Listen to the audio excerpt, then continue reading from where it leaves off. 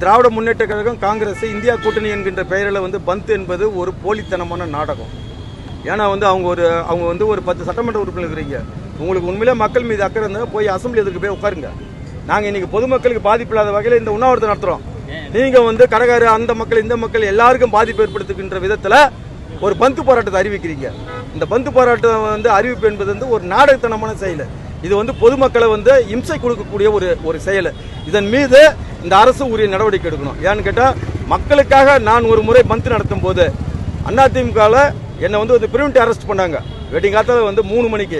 அதை மாதிரி இந்த இந்தியா கூட்டணியில் அரசியல் கட்சி தலைவர்கள் மட்டும் இல்லை, சமுதாய குற்றவாளிகள் நிறைய பேர் இருக்கிறாங்க. எனவே இந்த கட்சியை சேர்ந்தவர்கள் எல்லாரையுமே முதல் நாளே பிரிவென்டிவ் அரெஸ்ட்ல இந்த அரசாங்கம் அரெஸ்ட் பண்ணணும். அப்படி இல்லைன்னா பிஜேபியும் திராவிட முன்னேற்ற கழகமும் ரகசிய கூட்டணி அமைத்துக் கொண்டு மக்களை ஏமாற்றுவதற்காக இந்த பந்தை